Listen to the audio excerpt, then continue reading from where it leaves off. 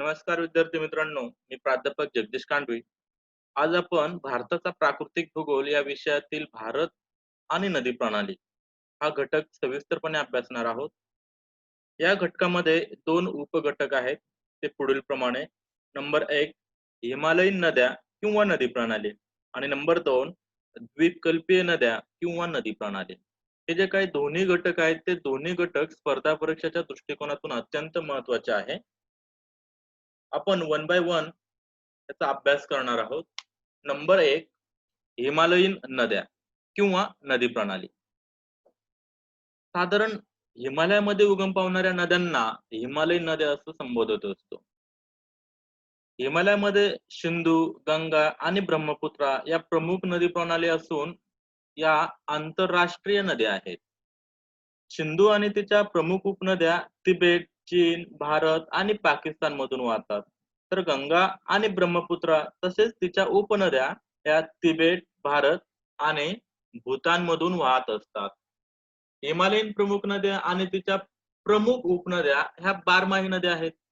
त्यांना हिम आणि पर्जन्यामुळे पाणी उपलब्ध होत असते. ह्या ज्या काही नद्या आहेत ह्या नद्यांच्या पहिल्या टप्प्यामध्ये खनन कार्य होत असतं किंवा वेगवेगळे हे भूरूपे निर्माण होत असतात. त्यामध्ये साधारण धबधबा असेल, महाप्रपात असेल, धावत्या खोलगळी, तीव्र उतार, इंग्रजी व्ही आकाराची दरी असे विविध भू आकार तयार होतात.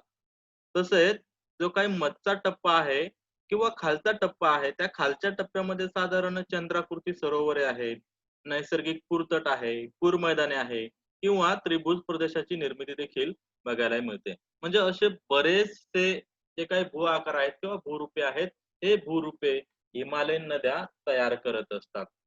आपण सविस्तरपणे नद्यांची माहिती पुढील स्लाइड मध्ये जाणून घेणार आहोत. त्यामध्ये नंबर 1 सिंधू नदी प्रणाली. सिंधू नदी जी आहे ती सिंधू नदी उत्तर भारतातील महत्वाची नद्यांपैकी एक नदी आहे. साधारण या नदीचा जो काही उगम आहे तिबेटमध्ये 5000 मीटर उंचीवरील कैलास पर्वत रांगातील हिमनदीपासून मान सरोवराजवळ सिंधू नदीचा उगम झालेला आहे. या नदीमध्ये साधारण आग्नेयेकडून वायव्येकडे वाहत जाते. ही जी काही नदी समोर तुम्हाला या ठिकाणी मॅप दिसत असेल, या ठिकाणी रेड कलरचा पॉइंटर आहे. या ठिकाणी जम्मू आणि काश्मीरच्या खोऱ्यामध्ये सिंधू नदीचा उगम झालेला आहे. ही नदी साधारण वायव्य दिशेकडे वाहायला सुरुवात होते आणि वायव्य दिशेकडे गेल्यानंतर पुन्हा ती नदी पाकिस्तानमध्ये जाऊन ती अरबी समुद्राला येऊन मिळत असते. तर थोडक्यात सांगायचं ठरलं तर ही नदी जी आहे ती भारतातून सुमारे 709 किलोमीटर वाहून पाकिस्तानमध्ये शिरते. या नदीची जी काय एकूण लांबी आहे ती लांबी 2880 किलोमीटर इतकी आहे. आणि भारतामधील नदीचे पाणलोट क्षेत्र आहे हे पाणलोट क्षेत्र 1,17,744 चौरस किलोमीटर इतकं आहे. जम्मू आणि काश्मीरमध्ये शोक, शिगर आणि गिलगिट या नद्या येऊन मिळतात.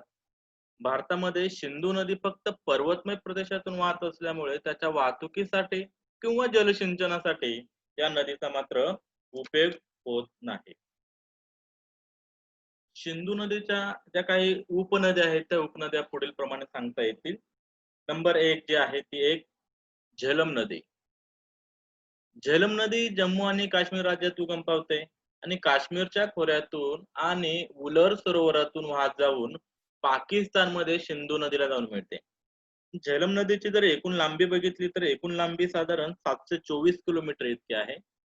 तर भारतातील तिची लांबी जी आहे ती साधारण 400 किलोमीटर पर्यंत आहे.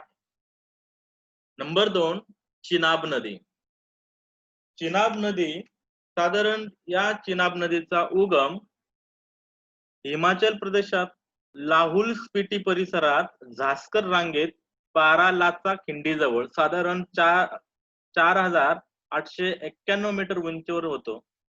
या खिंडीच्या आग्नेयेस आणि वायव्येस उगम पावणाऱ्या अनुक्रमे साधारण चंद्रा आणि भागा या प्रवाहांचा तंडी येथे संगम झाल्यामुळे तिला चंद्रभागा किंवा चिनाब असे नाव देण्यात आलेले आहे. यापैकी चंद्रा नदीचा जो काही उगम आहे तो चंद्रा नदीचा उगम हिमनदीमधून होत आहे.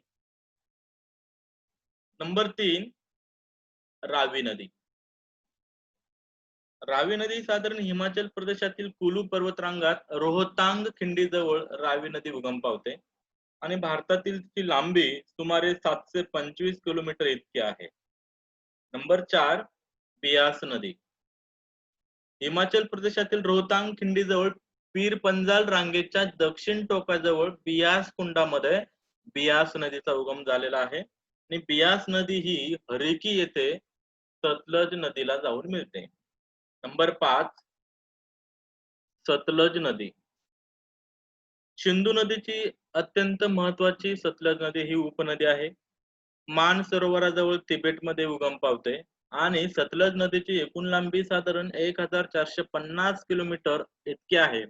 यापैकी भारतातील जी लांबी आहे ती साधारण 1050 किलोमीटर इतकी आहे आणि याच नदीवर जगप्रसिद्ध भाकरा नांगल जे धरण आहे, हे धरण सतलज नदीवर बांधण्यात आलेले आहे. अशा पद्धतीने सिंधू नदी आणि सिंधू नदीच्या उपनद्या आपल्याला सविस्तरपणे सांगता येतील. नंबर 2 जे बघणार आहोत, नंबर 2, गंगा नदी प्रणाली. बघा, गंगा नदी या सगळ्यांना परिचयाची आहे. की गंगा नदीचा जो उगम आहे तो गंगा नदीचा उगम हा साधारण उत्तराखंडाच्या किंवा उत्तराखंडाच्या पश्चिम कुमाऊ भागात उत्तर काशी जिल्ह्यातील 7100 मीटर उंचीच्या गंगोत्री या क्षेत्रापासून सुमारे 29 किलोमीटर गोमुख येथे गंगोत्री हिमनदीच्या टोकाशी हिमगुहेतून झालेला आहे. थोडक्यात सांगायचं ठरलं तर गंगोत्री या हिमनदीच्या हिमगुहेतून या गंगा नदीचा उगम झालेला आहे. गंगा नदीच्या 2 मुख्य नद्या ज्या आहेत ते अलकनंदा आणि भागीरथी या 2 महत्वाच्या नद्या आहेत. की गंगा नदी ही देवप्रयाग या हिमालयातील ठिकाणी एकत्र येणाऱ्या अलकनंदा व भागीरथी यांचा जो काही संयुक्त प्रवाह आहे, हा संयुक्त प्रवाह खऱ्या अर्थाने गंगा नदी म्हणत असतो आपण.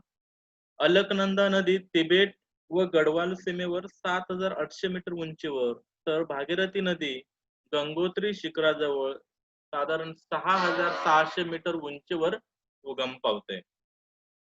थोडक्यात गंगा नदीचं आपण या ठिकाणी माहिती जाणून घेऊयात. की गंगा नदी ही साधारण महत्वाची नदी आहे. त्या गंगा नदीला अनेक अशा उपनद्या आहेत. गंगा नदी प्रणाली उत्तरेकडे हिमालय पर्वताचा मध्य भाग आणि दक्षिणेकडे भारतीय द्वीपकल्प पठाराचा उत्तर भाग यांच्या दरम्यान आहे. प्रामुख्याने त्याला गंगा मैदान असेही संबोधले जाते. गंगा नदी प्रणालीची एकूण क्षेत्र भारतीय सरहद्दीमध्ये साधारण 8,61,404 चौरस किलोमीटर इतकं आहे. देशाच्या एकूण भौगोलिक क्षेत्रफळापैकी 26.3% क्षेत्र गंगा नदी प्रणालीने व्यापलेले आहे. तर गंगा नदीची एकूण जी लांबी आहे साधारण 2525 किलोमीटर इतकी आहे. तर भारतात गंगा नदी ही पवित्र नदी म्हणून ओळखली जाते. जगामधील विस्तीर्ण त्रिभुज प्रदेश जो आहे तो गंगा नदीवर आहे. त्या त्रिभुज प्रदेशाचं जे नाव आहे ते सुंदरबन असं त्या त्रिभुज प्रदेशाला नाव देण्यात आलेलं आहे. गंगेमध्ये उत्तरेकडून येणाऱ्या प्रमुख उपनद्या साधारण यमुना, रामगंगा, शरयू, तप्ती, गंडक, कोसी आणि काक्षी आणि दक्षिणेच्या पठारामधून येणाऱ्या प्रमुख नद्या म्हणजे चंबळ, सोन, बेतवा, केन इत्यादी ज्या नद्या आहेत त्या नद्या ह्या गंगा नदीच्या उपनद्या आहेत. हिमालयातील बंदरपूछ टेकडीच्या पायथ्याशी यमुनोत्री हिमखंडातून उगम होणारी यमुना ही गंगेची सर्वात महत्वाची उपनदी आहे. हिमालयाच्या वरच्या भागात आणि नंतर हिमालयात गिरी आणि आसन नद्या आढळतात. त्यामध्ये साधारण चंबळ, बेतवा, शारदा आणि केन ही यमुनेच्या उपनद्या आहेत. गंगा नदीच्या उपनद्या खालील प्रमाणे आपल्याला सांगता येतील. त्यामध्ये नंबर 1, यमुना नदी.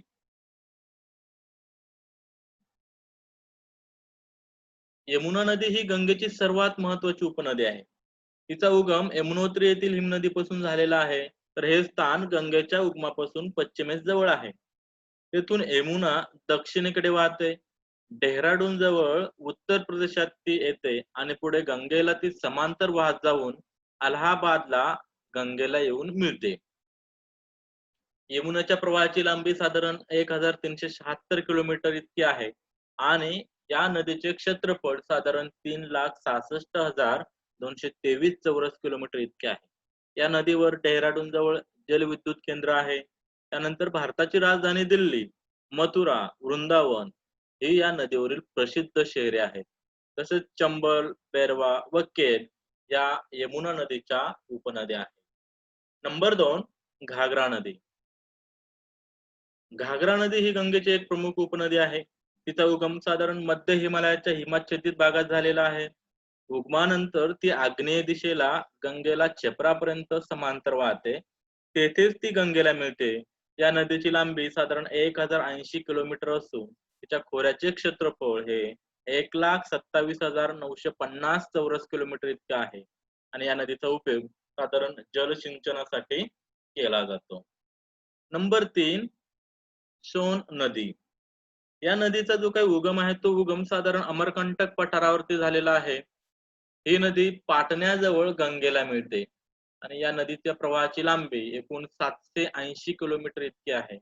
तर या नदीचे खोऱ्याचे क्षेत्रफळ हे 71,709 चौरस किलोमीटर इतके आहे आणि या नदीवर उत्तर प्रदेशातील मिर्झापूर जिल्ह्यात रिहांद बहुउद्देशीय प्रकल्प आहे. नंबर 4 गंडक नदी.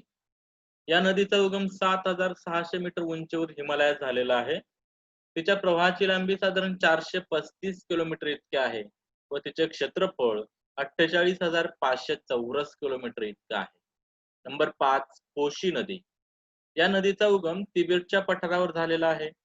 भागलपूर जवळ गंगेला येऊन मिळते आणि या नदीला बिहारचे अश्रू असे देखील म्हटलं जातं. या नदीची लांबी साधारण 730 किलोमीटर इतकी आहे तर त्या नदीचं क्षेत्रफळ 86,900 चौरस किलोमीटर इतकं आहे. नंबर 6 दामोदर नदी. या नदीचा उगम छोटा नागपूरच्या पठारावर साधारण 1,366 मीटर उंचीवर झालेला आहे. या नदीची लांबी 541 किलोमीटर इतकी आहे व या नदीचे क्षेत्रफळ साधारण 25,820 चौरस किलोमीटर इतकं आहे. या नदीवर दामोदर व्हॅली कॉर्पोरेशन ही बहुउद्देशीय योजना कार्यान्वित केलेली आहे.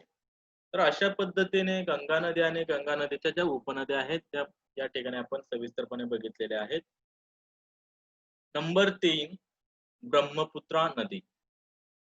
आता जी काही ब्रह्मपुत्रा नदी आहे ही ब्रह्मपुत्रा नदी तिबेटमध्ये मान सरोवराच्या पूर्वेकडे कैलास पर्वतरांगेत चमयांगउंग या हिमनदीमधून ब्रह्मपुत्रा नदीचा उगम झालेला आहे आणि तिबेट मध्ये जे काय मान सरोवर आहे त्या मान सरोवरामधून चमयांगउंग ही हिमनदीतून ब्रह्मपुत्रा नदीचा उगम झाल्यानंतर ही नदी उत्तर भारतामध्ये महत्वाची नदी एक मानली जाते.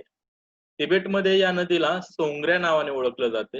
ही नदी पूर्वेकडे वाहत जाऊन सुमारे 1600 किलोमीटरचा प्रवास करून भारतात अरुणाचल प्रदेशात प्रवेश करते. पुढे आसाम खोऱ्यातील सुमारे 720 किलोमीटर वाहत जाऊन रंगपूर जिल्ह्यातून दक्षिणेकडे 240 किलोमीटर वाहत जाऊन गंगेसह बंगालच्या उपसागराला जाऊन ती मिळते. आसाम मध्ये या नदीला दिहांग असे नाव आहे तर बांगलादेशमध्ये ब्रह्मपुत्रेला यमुना असं नाव आहे. तर गंगा ब्रह्मपुत्र यांच्या संयुक्त प्रवाहाला पद्मा असं नाव आहे. म्हणजे वेगवेगळ्या प्रदेशामध्ये वेगवेगळं नाव या नद्यांना देण्यात आलेलं आहे. ब्रह्मपुत्रा या नदीची एकूण लांबी साधारण 2,900 किलोमीटर इतकी आहे तर भारतात या नदीच्या प्रवाहाची लांबी साधारण 885 किलोमीटर इतकी आहे. तिचे एकूण पाणलोट क्षेत्र सुमारे 6 लाख चौरस किलोमीटर असून त्यापैकी भारतात 2,40,000 चौरस किलोमीटर इतका आहे. तसेच या जी काही नदी आहे या नदीचं उपनद्या ज्या आहेत ती शेसारी, लोहित, धनश्री, तिस्ता, दिसांग, मानस इत्यादी ब्रह्मपुत्रेच्या उपनद्या आहेत. यानंतर नंबर 2 द्वीपकल्पीय नद्या. साधारण द्वीपकल्पे पठारावरती ज्या नद्या उगम पावलेल्या आहेत आणि त्या नद्या उगम पावल्यानंतर काही नद्या ह्या पूर्ववाहिनी नद्या आहेत तर काही नद्या ह्या पश्चिमवाहिनी नद्या आहेत. त्या नद्यांना द्वीपकल्पीय नद्या असं म्हटलं जातं. भारतीय द्वीपकल्पीय नद्यांचे प्रमुख 2 गट पाडले जातात. त्यामध्ये नंबर 1 पश्चिम वाहिनी नद्या आणि नंबर 2 पूर्व वाहिनी नद्या. या ठिकाणी काही नद्या आपल्याला दिसत असतील, की या ठिकाणी काही नद्या ह्या आहेत, ह्या पूर्व वाहिनी नद्या आहेत. तर काही नद्या ह्या पश्चिम वाहिनी नद्या आहेत. त्यांचा सविस्तरपणे आपण या ठिकाणी अभ्यास करणार आहोत. पश्चिम वाहिनी नद्या. साधारण दख्खनच्या पठाराच्या विविध भागातून नद्या उगम पावून त्या पश्चिमेकडे वाहत जाऊन या अरबी समुद्राला येऊन मिळतात. त्या नद्यांना पश्चिम वाहिनी नद्या असं म्हटलं जातं. या पश्चिम वाहिनी नद्यांमध्ये साधारण नर्मदा, तापी, साबरमती, वैतरणा, तानसा, उल्हास, गडसावित्री, काजळी, तेरेखोलची, काली इत्यादी नद्यांचा समावेश हा पश्चिम वाहिनी नद्यांमध्ये होतो. यापैकी ज्या काही महत्त्वाच्या पश्चिम वाहिनी नद्या आहेत, त्या महत्त्वाच्या पश्चिम वाहिनी नद्या पुढील प्रमाणे. नंबर 1 नर्मदा नदी, तापी नदी, साबरमती नदी आणि लुणी नदी. ह्या एकूण 4 ज्या नद्या आहेत, त्या 4 महत्त्वाच्या नद्या मानल्या जातात. त्याचा सविस्तरपणे आपण अभ्यास किंवा त्याची माहिती जाणून घेणार आहोत. नंबर 1 नर्मदा नदी. नर्मदा नदी ही मध्य प्रदेशातील अमरकंटक पठारावर उगम पावते. ती स्वतः विकसित केलेल्या दरीतून न वाहता प्रस्तरभंगामुळे निर्माण झालेल्या खचदरीतून वाहते. विंध्ये व सातपुडा पर्वत श्रेणीच्या दरम्यान ही खचदरी आहे आणि नर्मदा नदीचे पाणलोट क्षेत्र साधारण 95,000 चौरस किलोमीटर इतके आहे. तर तिची लांबी साधारण 1300 किलोमीटर इतकी आहे. नर्मदा नदीच्या उपनद्यांनी सुद्धा खोल दऱ्या निर्माण केलेल्या आहेत. तर नर्मदेच्या पात्रात आणखी काही ठिकाणी धावत्या तर काही ठिकाणी धबधबे निर्माण झालेले आहेत. नर्मदा नदी साधारण जबलपूर जवळच्या भेड़ाघाट येथील धुवाधार हा महत्वाचा धबधबा मानला जातो किंवा त्या ठिकाणी आहे. नंबर 2 तापी नदी. नर्मदा नदीनंतरची ही दुसरी लांब पश्चिम वाहिनी नदी आहे.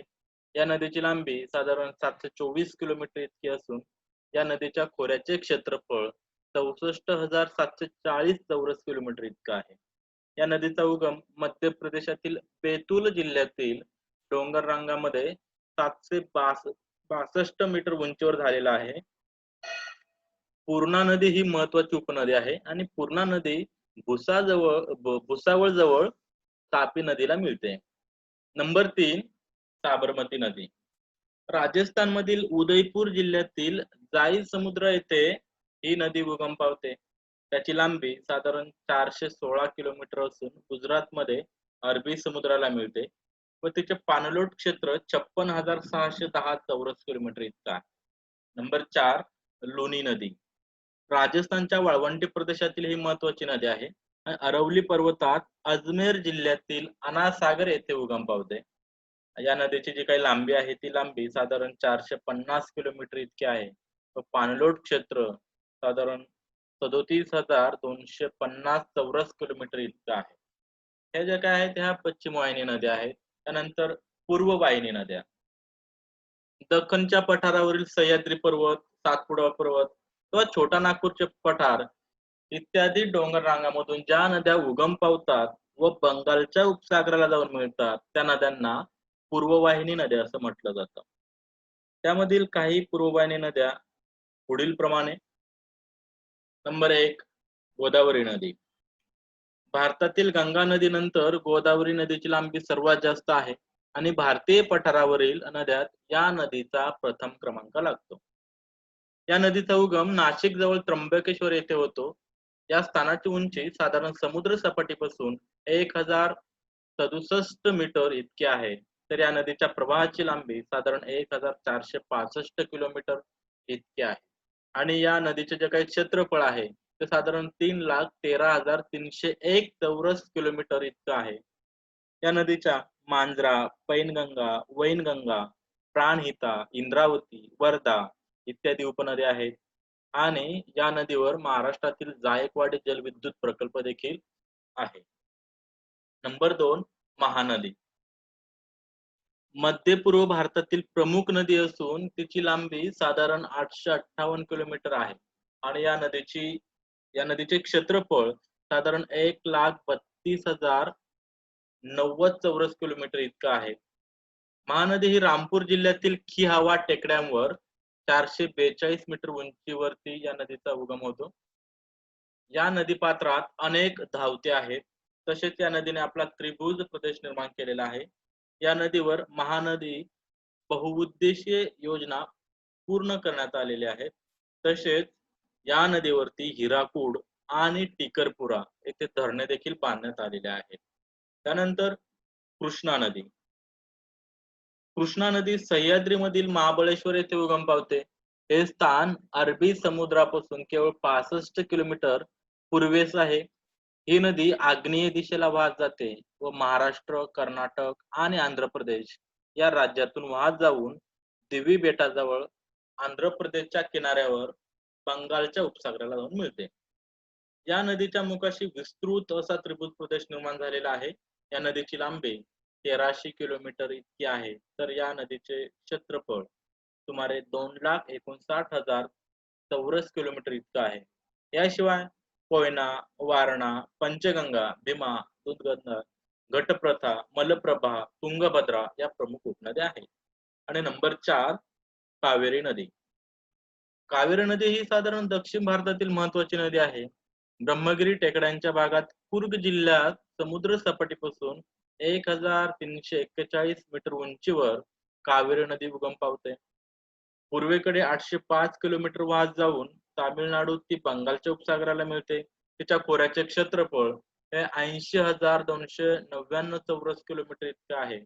आणि या नदीच्या हेमावती, लोकमावती, अर्कावती तसेच कामिनी, सुवर्णवती, भवानी व अमरावती या नदीच्या उपनद्या आहेत. तर अशा पद्धतीने द्वीपकल्पीय नद्या, त्यामधील पश्चिम वाहिनी नद्या, त्यानंतर पूर्ववाहिनी नद्या, या नद्यांचा आपण या ठिकाणी सविस्तरपणे अभ्यास केलेला आहोत. Thank you.